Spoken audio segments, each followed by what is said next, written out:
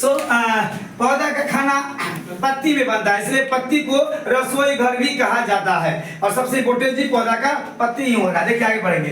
पत्ती में खाना बनाने के लिए क्लोरोफिल मदद करता है। एक नया वर्ड है क्लोरोफिल। क्लोरोफिल जो होता है वो पत्ती में पाया जाता है और खाना बनाने में मदद करता है। चलिए, क्लोरोफिल का रंग हरा होता है, तो ये हरा रंग का वर्णक है, ये भी याद रखिएगा, काम चलेगा। अगला है क्लोरोफिल में कौन सा तत्व पाया जाता है या कौन सा धातु पाया जाता है? Answer मारिएगा magnesium. मैग्नीशियम का सूत्र है Mg।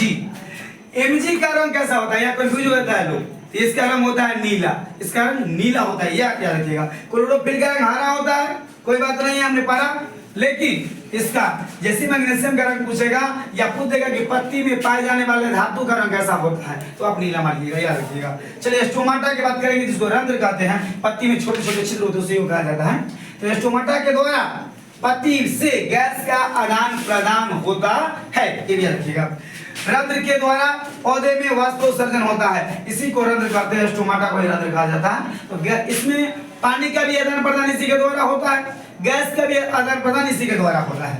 रंध्र की आकृति सेम की बीज के द्वारा होता है। महाबीबियाई, नोट कर लीजिए, कोई नहीं बताया होगा।